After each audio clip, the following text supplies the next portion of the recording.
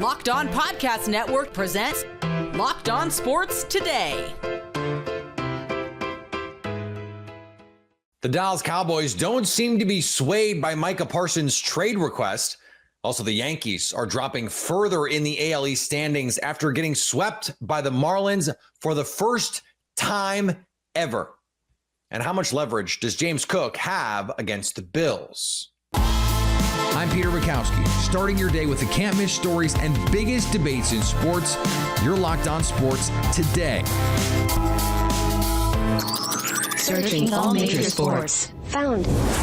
Let's start with the biggest story. It was a hell of a Friday news dump for Cowboys fans over the weekend with Micah Parsons saying he was finished with the Dallas Cowboys, wanted to move on, was sick of the closed-door negotiations, wanted this to be done. Marcus Mosher, we don't want it to be done with Marcus Mosher from Locked On Cowboys.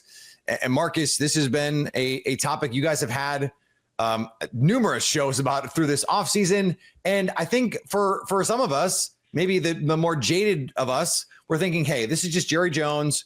He likes to play this out. He wants to get the attention, and then he'll pay the money. Is that still what's going on here, do you think?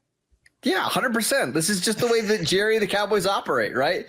They think all attention is good attention, whether it's negative or positive. And this is just kind of the way they do it. CeeDee Lamb missed all of training camp last year. He didn't sign until August 27th. Zach Martin, a Hall of Fame guard, missed multiple weeks of training camp before he got his deal. And then there's always the Dak Prescott nonsense. So, yeah, Mike went to social media to maybe try to get some public support, but this is just the way the Cowboys operate. And Jerry Jones even told fans on Saturday, hey, don't lose any sleep over this. Like, it's going to be fine. I saw some folks that were like, hey, the NFLPA needs to get involved. Jerry Jones, this circumventing agents thing, it's a problem. You know, not anything officially wrong, at least that we know about here with what's happened here. But to your mind, what are the Cowboys trying to gain here by engaging in negotiations this way? I don't know. I don't know. I mean, I think part of it is that Jerry is hoping that he can get these guys to take some kind of hometown discount if he just cuts out the agent, right? And he actually has he considered like 8 months ago doing a deal then instead? I don't know if that's crossed his mind, but there have been deals in the past where Jerry gets into a room with these guys and he's able to convince them to take less than favorable contracts. And I'll give you an example.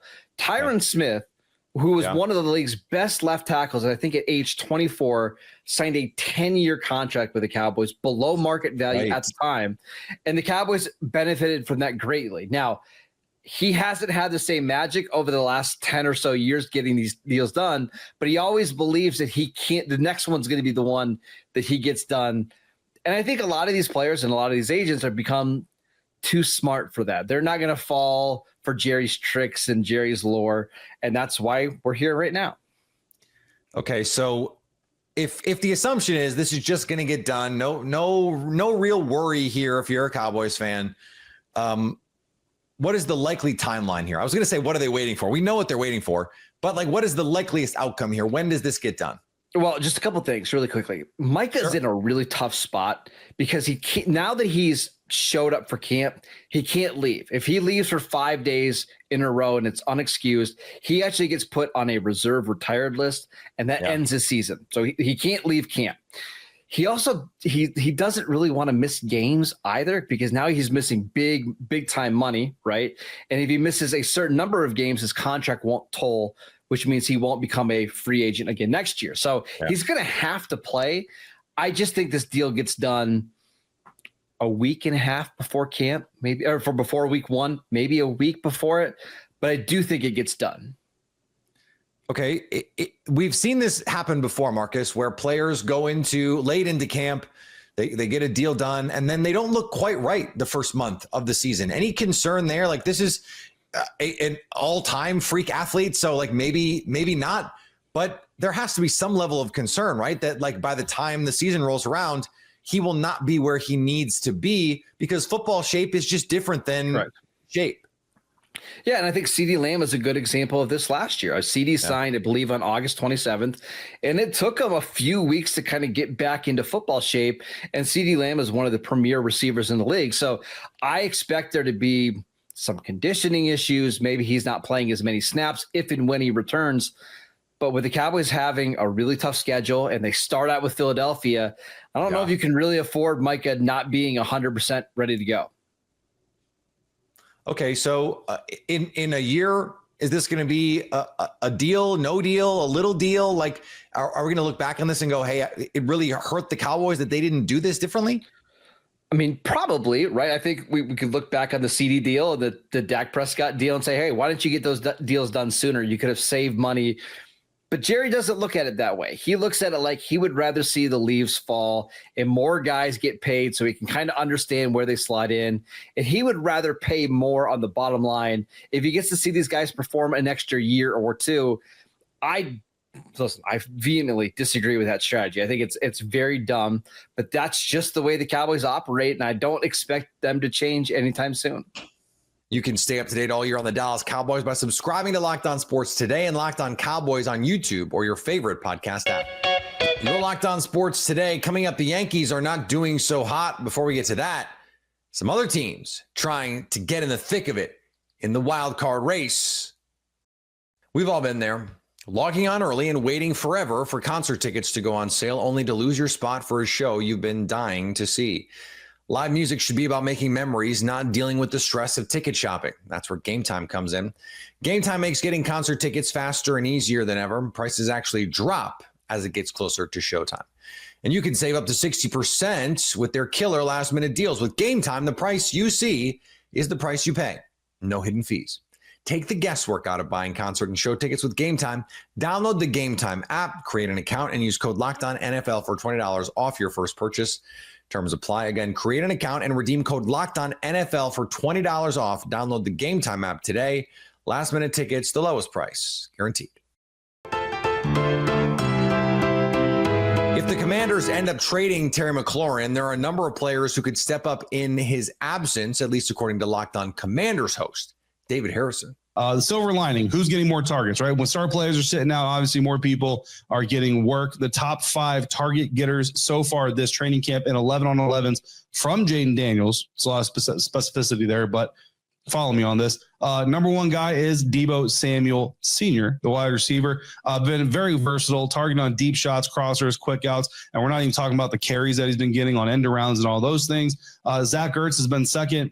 Obviously, one of the most reliable targets, middle of the field guy, red zone guy, safety blanket overall for Jaden Daniels. So no surprise there. Luke McCaffrey comes in third, getting plenty of looks as he's trying to carve out his role. Chris Moore, who's been kind of filling in as that extra receiver and where Terry would play, has certainly gotten a lot of targets as well. He comes in fourth. And then Ja'Cory Brooks, the undrafted free agent wide receiver, has also been getting some targets. So he's fifth actually on that list of guys getting targets. Over on the diamond, the Braves cleaned up against the Reds in Bristol. The Cincinnati Reds lose a wild one at Great American Ballpark tonight. What's up? This is Stephen Offenbaker from the Locked On Reds podcast. The Reds go up 3-0 and let defensive miscues let the game get away. The Braves scored 11 unanswered runs on the Reds. A big 8-run top of the 8 for the Braves, only to be answered by a big 8-run bottom of the 8 for the Reds. Spencer Steer homers to tie the games. The Reds eventually lose it in extra innings.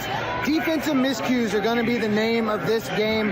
The Reds went out and got Key Brian Hayes, who made his Reds debut tonight, but had a defensive error. Matt McClain had a defensive error, and that was really all she wrote. We're going to break all of this down for you, plus all of the trade deadline news on tomorrow's Locked On Reds. Make sure you're subscribed. Make sure you tune in. We've got you covered for all the Cincinnati Reds news and notes. The Phillies shut out the Tigers. Christopher Sanchez pitches the Phillies to a 2-0 victory over the Detroit Tigers as they take 2 of 3 from Detroit over the weekend. Sanchez tossed 8 scoreless innings, allowing just 5 hits and issuing 1 walk while striking out 6. 5 of those punch-outs came by way of his devastating changeup. And through those 8 scoreless innings, he needed just 84 pitches. And then Rob Thompson decided to go to the bullpen for the Durantula himself, Johan Duran, who closed it out using a couple 103-mile-per-hour fastballs. Picks up his second save as a Philly and also his 18th on the season. As for the offense, Max Kepler got an RBI ground out in the second inning, and then Kyle Schwarber stepped to the plate in the bottom of the eighth inning and belted his 38th Schwarber bomb of the season. When the dust settled, the Phillies were back in first place by a half game in the NL East over the New York Mets. And the Red Sox swept the Astros. Well, the Houston Astros get swept by the Red Sox, and it just wasn't a fun series for Astros fans. Hello, I'm H-Town Wheelhouse. You were Locked on Astros. In a single inning, half inning, I should say, of 6-run baseball given up by Framber Valdez, did the Astros end, despite Carlos Correa's first home run in his third game, returning to the place that he was first picked in the amateur draft. The Astros fall short. All 3 games, they got the long ball. They hit home runs in all 3 games. It simply wasn't enough. The Astros have got to find a way to procure runs so that they don't put all the pressure on the starting pitching. This one seemed to be gone when it was 6-1. The Astros didn't really give themselves a chance. The middle game, they did collect double-digit hits, but only 3 runs. We'll talk about this. This offense is sputtering, and the Rangers and Mariners are catching up. Stay tuned in to Locked on Astros. We're your team every day. The New York Yankees are losing, and nobody outside of the Bronx is complaining, except for Locked on Yankees host Stacey Gadzoulias and Brian McKeon, who are frustrated with New York's slide down the AL East totem pole. Let's talk about the weekend in Miami, the lost weekend in Miami, where the Yankees got swept out of Southern Florida and embarrassed in most aspects of the game. And now a game and a half behind the Boston Red Sox, not the Blue Jays, 4.5 back of the Blue Jays. The Red Sox have obviously played really well of late. And in the wild card, they're only in the second wild card spot with a half-game lead over Texas and Seattle. So not a good spot to be in if you're the Yankees. Really underperformed the entire weekend.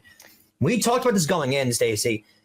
They had to have a little bit of a sense of urgency going into Miami because Miami's playing really well. And you can look at their record and you can go about them with their reputation of what their reputation's been the last couple of years and talk about them trading away pieces and always being that falling apart franchise. But at the end of the day, Stacey, this is a 500 baseball club that's 6 spots out of a wild card spot. Well, that's not only are they 500, they were 24-40 at one point, and now they're 50-50. So do the math. They've been playing really well lately, where the Yankees have not since June 1st. It's now August 3rd as we record this, August 4th as you're watching this, and nothing is getting better. And the thing that annoys me about this series the most is the fact that they finally beat an AL East opponent in a series, 3 out of 4 at home, feeling good beating the Rays the way they did. They go into Miami. Friday night is a nightmare. Saturday, just worthless, listless, nothing gets done. And Sunday is more of the same. They were able to score a few runs, but nothing was really going on. They had 2 hits. I think, how many innings were they into the game where I realized they've only had 2 hits. One of them was a home run. Yeah. I don't understand this team. I will say this. I was looking through Reddit all weekend, and a guy said that he was at the game on Saturday, and a guy in a Yankee jersey walked down to the Yankees dugout and started yelling at them toward the end of the game, saying, "This is pathetic. What is wrong with you?" And the OP, the original poster, said that he felt bad for the Yankees. I don't. At least someone's yelling at them. Yeah, I wouldn't feel bad for them at all, actually. They deserve this kind of stuff. And believe it or not, what's weird is the Yankee fans, the Yankee Stadium, have been kind of generous, and they haven't been killing them this year, which is so strange because in years past when this team was awesome, they had no problem booing Giancarlo Stanton when he had 3 strikeouts at home. But now when they're having a horrible year on most accounts, you cheer them. And there haven't been a lot of boos in Yankee Stadium at all this year. So that's very odd to me. Again, I know the Marlins are playing really well, and people that really follow baseball have acknowledged how well the Marlins are playing. I'm not arguing against that, but it's just you can't play teams that you're definitively better than and lose these games. You just can't. And it just, I don't know if it's a lack of seriousness or, and again, this series to me feels a lot like we're the New York Yankees. Of course we're going to beat Miami. Of course we're better than them. And you come in with this attitude and not taking this Miami team seriously, and all of a sudden you're swept out of the building. Right. And you're like, oh, don't worry. We're playing Texas. We'll be fine. It's just Texas. We're good. But that's the thing. We're going to get into this in segment 2 because Boone said something that, again, put me over the edge. Yeah. I just don't understand how anyone on this team thinks they're good right now. Oh, we're one of the best teams, or we're the best team in the league. You know, our team, our players play elite defense, this and that. Friday night was an abject disaster, okay? How do you score 12 runs on the road? How do you blow a 7-0 lead and a 9-4 lead and lose that game? This was the first time that the Yankees scored 12 runs on the road and lost since 1940. How many times in the period that we've been hosting this show together have we mentioned things that the Yankees have done in the last year and a half that are so out of bounds where you're just like, wow, this hasn't happened since the 1910s? Because that's what the Boone team is all about. They're always setting new records. They're always getting embarrassed in some way. Miami is the only team in MLB who has a positive record against the Yankees because of this series. They're now 24-25 against the Yankees, and it's the first time they ever swept them, and they swept them right out of the stadium. It's wild, and for some reason, Friday's game to me feels like we got this one. Not a care in the world. Like to blow a lead like that, I'm not going to sit here. We discussed it on the bonus show we did. I'm not going to sit here and blame the new bullpen additions. It's not fair to those guys. I mean, a lot goes into being traded to a team, right? You're getting traded. You're now hopping on a plane down to Miami to meet your new team. There are a bunch of new teammates that you have, new catchers, new calling and everything like that. Plus there's the whole family aspect you have to deal with. Well, where's your wife moving? What's she doing? What about your children? There's a lot that goes into getting traded immediately. So I'll honestly say, I don't necessarily love throwing those guys into the first game there are with the team immediately, all of them. You know what that reminds me of? Your favorite game in Milwaukee from last season when they put Michael Tonkin in, when he just literally joined the team. That's what it reminded me of. I know that you traded for these guys and they're the new shiny toy that you just got and everything like that. But and I don't have a problem with using some of them. I mean, you got to pitch. I mean, that's part of the game. But using that's exactly what the Tonkin game was in Milwaukee. It was my new shiny toy. I gotta see what he does. Yeah. And then he immediately gives up runs in it, and then the fan base turns and blames Tonkin. And it's just you can't manage that way. You have to. Boone's the guy that tries to understand players' emotions, and it's more than just the player on the field, and they're not robots and everything. Well, how about you understand that? You know, these guys, again, have families and personal lives and everything. And they went from one club, all these guys went from one club they had played with their entire career, where they had probably lived in the same house or apartment their entire career, got married in that city, all those kind of things, and now have to pick up and move and to a team that plays in New York, but the team's currently in Miami on a road trip. How is that easy for these guys? So to throw all of them in to a game immediately, not fair to any of those guys. So I don't like the way that was handled. Blowing the game is just inexcusable. Plus the mistakes that were made late. Stay up to date all year on the New York Yankees by subscribing to Locked On Sports today and Locked On Yankees on your favorite podcast app and on YouTube. Coming up, the drama is starting to heat up between James Cook and the Bills. Business. It's all out business. Bills running back James Cook is now sitting out of practice looking for a new deal. Locked On Bills host Joe Marino discusses how much leverage Cook really has here. The Bills have a lot of leverage in this situation. But I want Cook to be out there. He's going to be the guy that touches the football the most of any offensive skill player not named Josh Allen. I want him to be ready to go for the Baltimore Ravens in week 1. And obviously this is just not helpful. Now, I have a level of confidence in James Cook and the caliber of player that he is, that he can miss a little time, but now this is officially something that we have to monitor, and we no longer have the warm fuzzies that the year's going to play out, and we'll see what happens. It seems like James Cook is forcing the issue, and I don't know if that's going to work. I really don't. Brandon Beane has never been held over the fire and caved, right? We've not seen that happen yet. So we'll see. If you're an offensive player and your job is not to either catch passes from or block for Josh Allen, you do not have any leverage for the Buffalo Bills. The Bills won games before James Cook was the running back. They won them because they had Josh Allen. The last time I checked, they still have Josh Allen, who just won the league MVP. Now, the offense got better, the team got better when they moved to a version of this offense that included more running, a better offensive line. But Josh Allen is a part of that running game as well. And he's still, and I think I'm getting this right, Josh Allen. It just doesn't make sense here. Now, I understand teams are worried about Saquon Barkley effect potentially. It happened in the same state as Buffalo.